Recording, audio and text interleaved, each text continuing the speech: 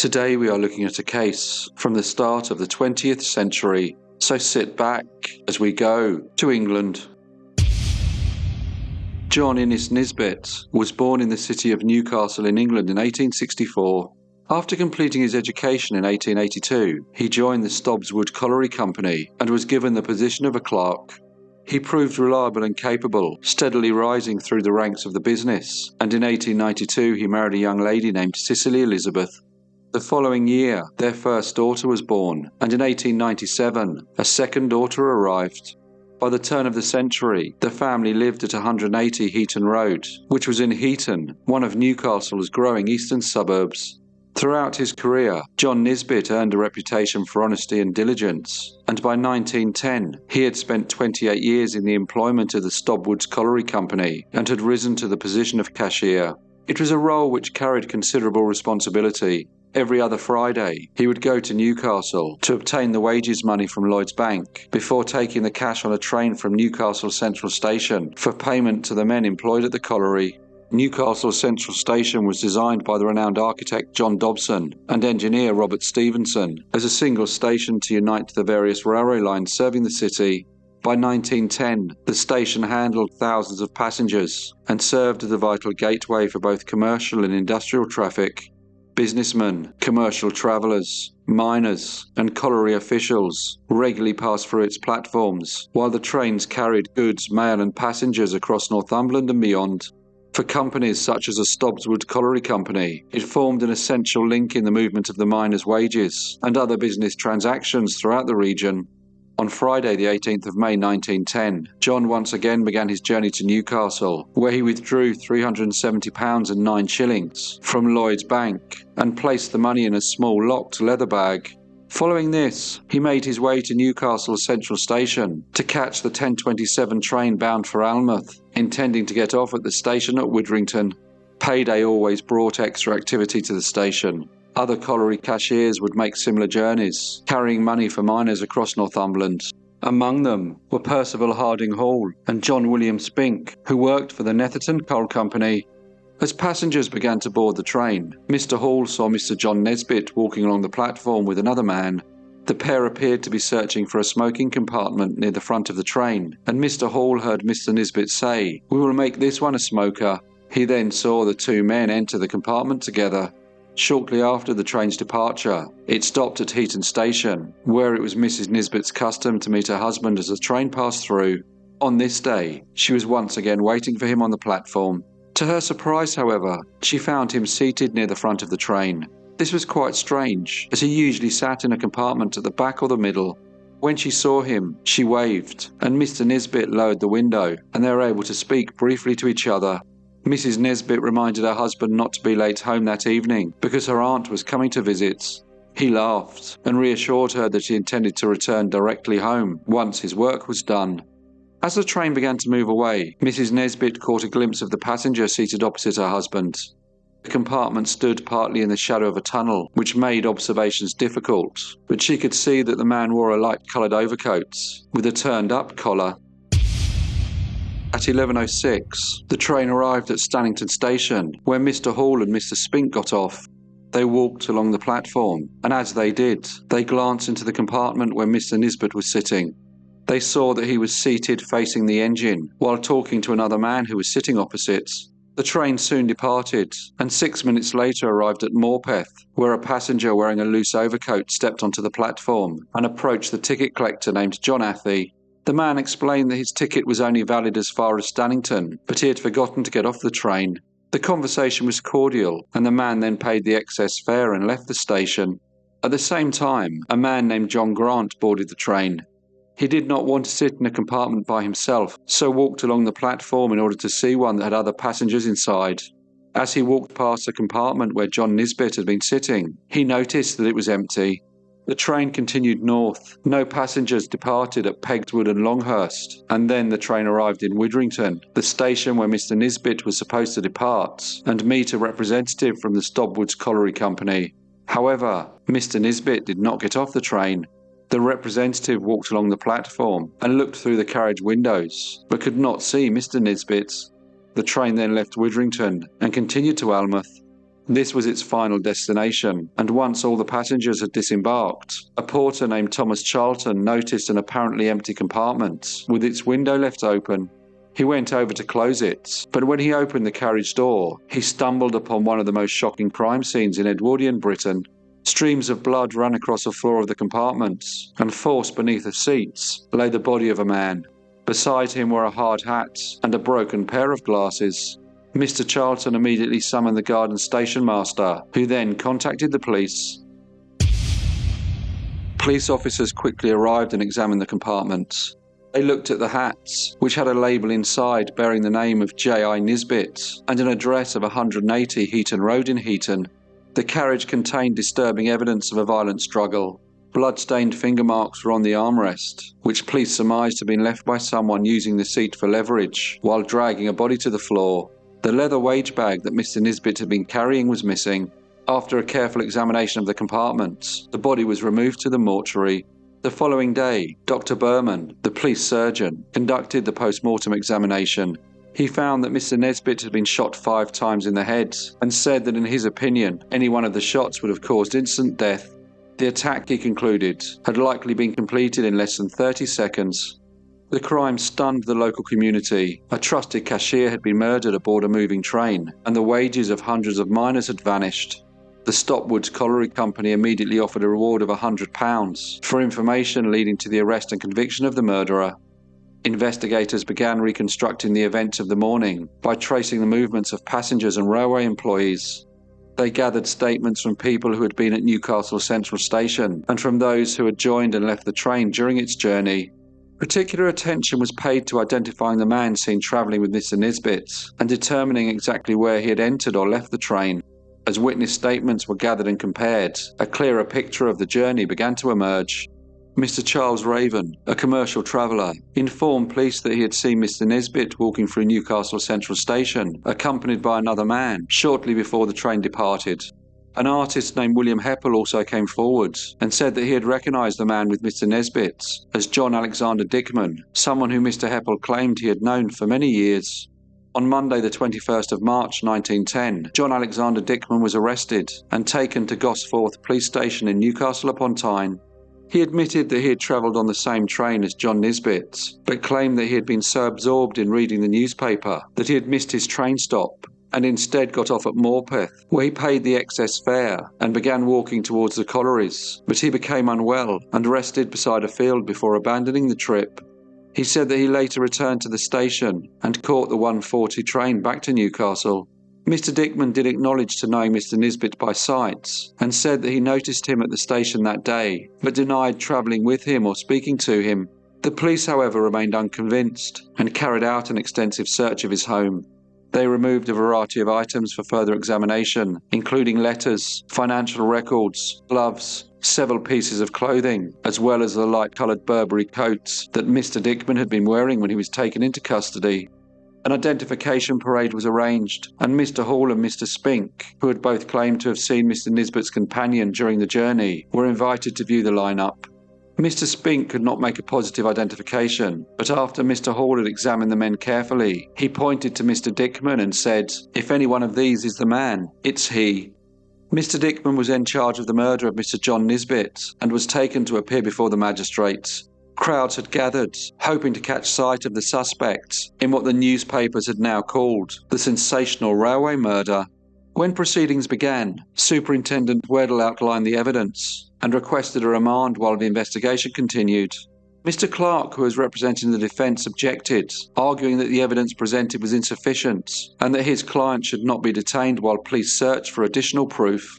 After hearing the evidence, the magistrates retired for 9 minutes before granting a 7-day remand. As the investigation progressed, the police became increasingly confident in the case they were building against Mr. Dickman. 1 month after the murder, Mr. Nisbet's missing leather bag was discovered at the bottom of the air shaft at Isabella Pits, a disused mine near Stannington. The money had disappeared, but investigators believed that the location linked the disposal of the bag to an area familiar to Mr. Dickman. The press were quick to report any new lead in the case, and there was much excitement as the trial was scheduled to take place in July 1910 and was already the most talked about crime in Britain. The trial opened before Mr. Justice Coleridge on the 5th of July, and Mr. Dickman pleaded not guilty. There had been much public attention surrounding the case, but the prosecution possessed remarkably little direct evidence linking Mr. Dickman to the killing. There were no witnesses who had seen the murder take place, and neither the murder weapon or the stolen money had been found. Much of the case depended upon a chain of circumstances and witness observations from before and after the crime. There were many witnesses who could testify that they had seen Mr. Dickman and Mr. Nisbet before the train departed. Charles Raven repeated his account of seeing the pair walking towards Platform 5, and Mr. Wilson Heppel, who had known Mr. Dickman for more than 20 years, told the court that he was definitely the man that he had seen with Mr. Nisbet on the 18th of March. Mr. Heppel's evidence was of particular importance because he was not identifying a stranger. He had known the defendant personally for many years. He insisted that he recognised Mr. Dickman immediately, and that it was without doubt Mr. Dickman with Mr. Nisbet. Percival Hall, who had picked out John Dickman at the identity parade, told the court that he was the man sitting opposite Mr. Nisbet when he saw them in the train compartment as he walked along the platform in Stannington. The ticket collector, John Athey, also confirmed that Mr. Dickman was a passenger who left the train at Morpeth and before leaving the station paid an excess fare. The fact that multiple witnesses claimed to have seen Mr. Dickman during the journey considerably strengthened the prosecution's case. Even Mrs. Nisbet, who had seen a man sitting opposite her husband when she saw him briefly as a train stopped at Heaton Station, now claimed that it was Mr. Dickman who had shared the train compartment on the 18th of March. Dr. Robert A. Boland was called to give evidence as to stains on certain articles of clothing found in the prisoner's house.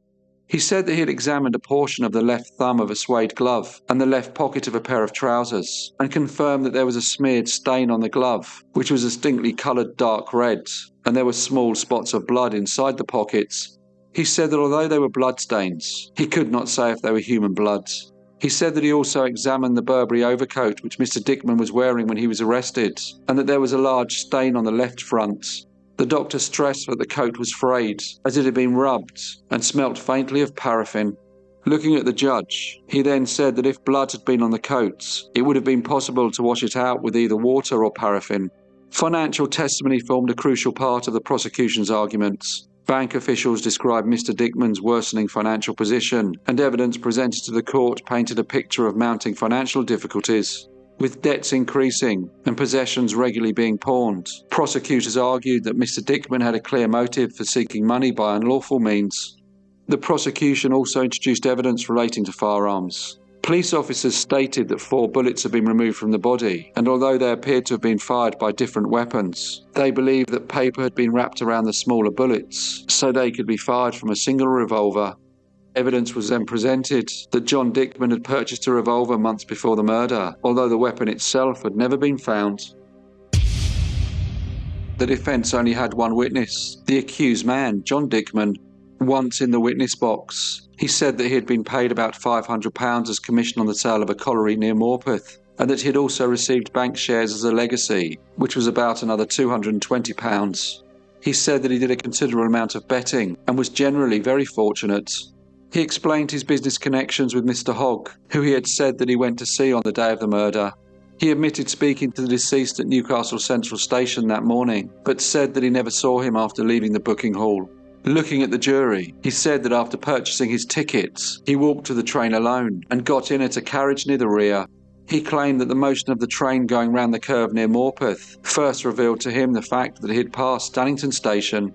When asked what he did next, he said that he got off the train at Morpeth, paid the excess fare, and started to walk to his destination, but he became ill, so rested for a while, before returning to the station to catch the 1:40 train to Newcastle. When asked about the revolver, he said he did indeed buy one by mail order, but after its arrival, he sent it back to Glasgow. He added that he never actually opened it. He also said the £17 that the police found in his possession on the day that he was arrested was part of his betting reserve. When he was cross-examined by Mr. Tyndall Atkinson, Mr. Dickman claimed that all he knew about the murdered man was that he was employed at the Newcastle Quay. He stressed that he did not know that he was a clerk or bookkeeper to a colliery company.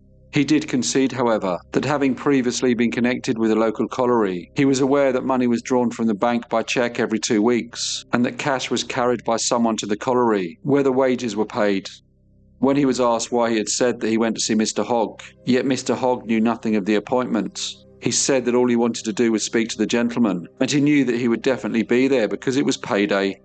Mr. Tyndale Atkinson asked him who exactly had been travelling in the train compartment with him, and Mr. Dickman replied that there was about 5 or 6 people in the same compartment, but he could not say who they were or where they got out. The prosecution lawyer then reminded the court that the defence had failed to find any witnesses who could confirm that they had travelled in a compartment with Mr. Dickman on the 18th of March. The prosecution continued their cross-examination and asked Mr. Dickman about the blood on the gloves. He said he had not worn them since Christmas, as they were a bad fit, and when he was asked about his coats, he said that the stain was from bicycle oil, and if there was any blood, it would have been from one of his many nosebleeds. The trial concluded on the 6th of July. Mr. Tyndale Atkinson addressed the jury on behalf of the prosecution and stated that much of Mr. Dickman's account lacked independent confirmation. He reminded the jury that although he stated that he was on the train to visit a colliery, his purpose for travelling that day had proved difficult to verify. He then reiterated that every person who Mr. Dickman claimed to be visiting that day had said that they did not have an appointment to see him. Mr. Tyndale Atkinson then stressed that these inconsistencies undermined the credibility of his explanation. Following this, the defence barrister Mr. Mitchell Innes addressed the jury. He urged caution before convicting a man on evidence that was entirely circumstantial and reminded the jurors that no one had witnessed the murder, no weapon had ever been recovered, and none of the stolen money had been found in Mr. Dickman's possession. The defence argued that much of the prosecution's case depended on uncertain identifications, as well as assumptions drawn from circumstances rather than direct proof. The barrister maintained that his client had provided explanations for the evidence presented against him and insisted that the prosecution had failed to establish guilt beyond reasonable doubts. He therefore asked the jury to return a verdict of not guilty. Following this, Mr. Justice Coleridge delivered his summing up, and the jury retired to consider the verdict. They deliberated for 2.5 hours before returning with a verdict of guilty. Asked if he had anything to say before sentence was passed, Mr. Dickman declared that he was entirely innocent and had no involvement whatsoever in the crime. Mr. Justice Coleridge then sentenced him to death. The conviction immediately became controversial. Supporters argued that Mr. Dickman had been condemned on circumstantial evidence alone, and campaigners organised petitions and appealed to the Home Office for mercy. As the execution date approached, the governor of Newcastle Prison received a letter where the writer claimed responsibility for the murder and insisted that Mr. Dickman was innocent. This caused much excitement in the press, and the confession was investigated, but ultimately dismissed. There were still those, however, who were determined to secure a reprieve, and newspapers published articles questioning the verdicts and urging further examination of the evidence. The reliability of Mr. Hall as a witness was questioned, as although he had picked out Mr. Dickman from an identity parade, there were claims that proper police procedure were not followed. It was alleged that before Mr. Hall and Mr. Spink were asked to identify him, they had seen him alone in another room. Although Mr. Hall did not deny this, he insisted that his conclusion was based on what he had seen on the day of the murder. Legal representatives for Mr. Dickman, however, argued that any prior exposure to a suspect risked compromising the identity process. The issue attracted considerable attention because Mr. Hall's identification of Mr. Dickman had formed an important part of the prosecution's case, and people questioned whether such evidence would have been treated with the same confidence had these circumstances been fully explored at the trial. The Home Secretary was Winston Churchill, who reviewed the case again and ordered additional inquiries. He expressed doubts about some aspects of the evidence, particularly Mrs. Nisbet's identification of the man in the train compartment. Nevertheless, after reviewing the complete case, he concluded that the conviction was safe and the appeal was rejected. When informed of the decision, Mr. Dickman reportedly told his wife that it was the greatest outrage ever perpetrated. On the morning of the 10th of August 1910, John Alexander Dickman was led from his cell at Newcastle Prison to the gallows. He walked to the scaffold and seemed to be very calm. Before he was hanged, he once again stated that he was an innocent man. The trial of John Dickman is one that is still talked about today, and many people still debate the evidence. Some believe the jury reached the correct verdict, and the chain of circumstantial proof pointed overwhelmingly to him. Others remain unconvinced, arguing that no murder weapon was ever recovered, and that the case depended too heavily upon witness identification. What remains beyond dispute is the fate of John Nisbet, a trusted colliery cashier who left home on his regular wage run but never returned. His murder aboard a moving train transformed an ordinary March morning into one of the most enduring mysteries in British criminal history. Hello everyone, and thank you so much for listening. As usual, please leave any comments or feedback you may have, and I hope to see you all again in the next Brief Case.